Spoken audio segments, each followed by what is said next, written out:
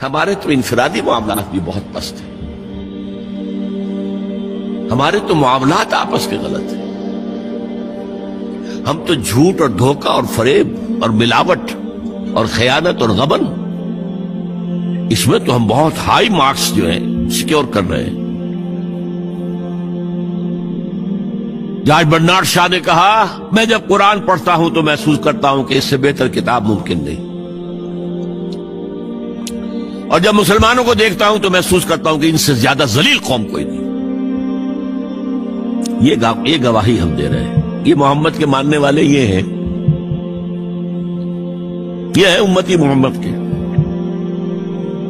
جو اپنے پاؤں پہ کھڑے نہیں ہو سکتے، جو اپنے معاملات مینیج نہیں کر سکتے،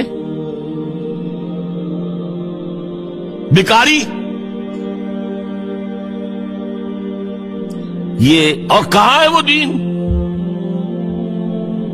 کوئی ایک ہی دنیا میں دکھا سکتے ہو کہ یہ ہے دین؟ آؤ see with your own eyes, this is دین الحق۔ یہ جو میں نے آپ سے کہا تھا نا، یہ بڑی نازک ذمہ داری، بڑی نازک، اس کا ایک اندازہ آپ کو ہو جائے گا خطبہ حجۃ الوداع سے۔ حضور نے جو خطبہ دیا، اور وہ عظیم ترین خطبہ ہے تاریخ انسانی کا، آخر میں موٹی موٹی باتوں کو پھر دہرایا۔ دیکھو عورتوں کا خیال کرو، عورتوں کے حقوق ادا کرو، دیکھو غلاموں کے ساتھ نیک سلوک کرنا، جو بھی تھی۔ پھر آپ نے ایک سوال کیا، الا هل بلغت، لوگوں میں نے پہنچا دیا یا نہیں؟ 1.25 لاکھ کا مجمع تھا، آج سے 1400 برس قبل 1.25 لاکھ کا مجمع بہت بڑی بات تھی، بہت بڑی بات، جبکہ ابھی اسلام صرف جزیرہ نما عرب تک محدود تھا۔ آج بھی پہلے کبھی ہو جاتے تھے 28-30 لاکھ بھی، ان مینیجیبل ہو رہا تھا معاملہ۔ اب سعودی عرب کی حکومت نے کو مینیج کیا، پابندیاں لگائی تو 20 لاکھ، یہی ہے نا، 1.25 لاکھ کا بند۔ اور اس کا نقشہ میں دکھا دوں، ایک ایک حرف آپ 3 مرتبہ کہہ رہے تھے۔ داہنی طرف رخ کر کے کہا، وہ سنا، پھر مکبر کھڑے ہوئے ہیں، اس نے سنا اور آگے پہنچایا، اس نے سنایا آگے پہنچایا، لاؤڈ سپیکر تو تھا نہیں، کوئی پبلک ایڈریس سسٹم تو نہیں تھا۔ پھر آپ نے سامنے رخ کر کے وہی بات فرمائی، پھر یہاں سامنے کھڑے ہوئے لوگوں نے پہنچایا، پھر بائیں طرف رخ کیا۔ اسی لیے ہر جملے کو، ہر بات کو آپ نے 3 دفعہ کہا، الا هل بلغت، میں نے پہنچا دیا یا نہیں؟ اور عام عادت صحابہ کی یہ تھی کہ اول تو حضور کے سوال پر خاموش رہتے تھے کہ واللہ ورسولہ عالم،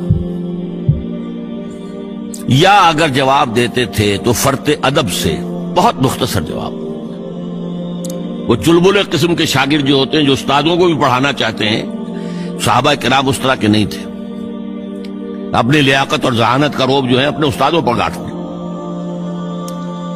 وہاں تو یہ تھا کہ ایک بات جواب، یہاں 4 جواب دیے ہیں صحابہ نے۔ انا نشہد انک قد بلغت الرسالۃ وادیت الامانۃ ونصحت الامۃ وکشفت الغمۃ۔ 3 مرتبہ حضور نے کہا الا هل بلغت، اور 3 مرتبہ جواب آیا انا نشہد انک قد بلغت الرسالۃ وادیت الامانۃ ونصحت الامۃ وکشفت الغمۃ۔ اے نبی، ہم گواہ ہیں، آپ نے حق رسالت ادا کر دیا، آپ نے حق امانت ادا کر دیا۔ یہ قرآن تو ہمارے لیے اللہ نے نازل کیا تھا نا، آپ کے پاس تو امانت تھی۔ آپ نے امت کی خیر خواہی کا حق ادا کر دیا، آپ نے ہر قسم کی گمراہیوں کے، اندھیاریوں کے، اندھیروں کے پردے چاک کر دیے۔ 3 دفعہ یہ جواب لے کر انگشت شہادت سے اشارہ کیا آسمان کی طرف، پھر لوگوں کی طرف، اللہم اشہد، اللہم اشہد، اللہم اشہد۔ اے اللہ تو بھی گواہ رہے، یہ مان رہے ہیں کہ میں نے پہنچا دیا۔ They can't sue me in your court on the day of judgment۔ یہ میرے خلاف استغاثہ نہیں لا سکتے کہ میں نے پہنچانے میں کمی کی ہے، یہ مان رہے ہیں کہ میں نے پہنچا دیا۔ It was the sigh of relief جس کو کہتے ہیں 23 برس کی محنت شاقہ،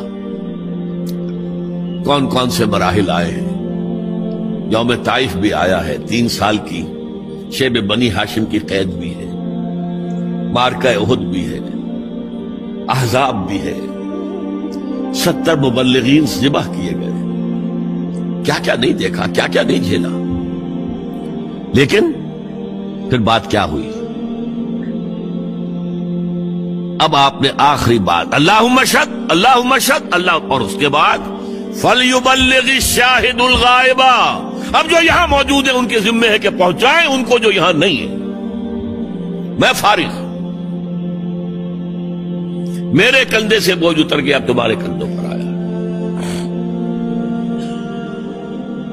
اب اس غائب میں وہ بھی تمام لوگ شامل تھے جو اس وقت دنیا میں تھے اور وہاں نہیں تھے. شاہد اور غائب کا لفظ آ گیا جہاں سے میں نے بات شروع کی تھی. شاہد اور غائب، شاہد موجود، فَلْيُبَلِّغِ الشَّاهِدُ الْغَائِبَ، اور غائب میں وہ بھی ہے جو قیامت تک آئیں گے. یہ ہے اس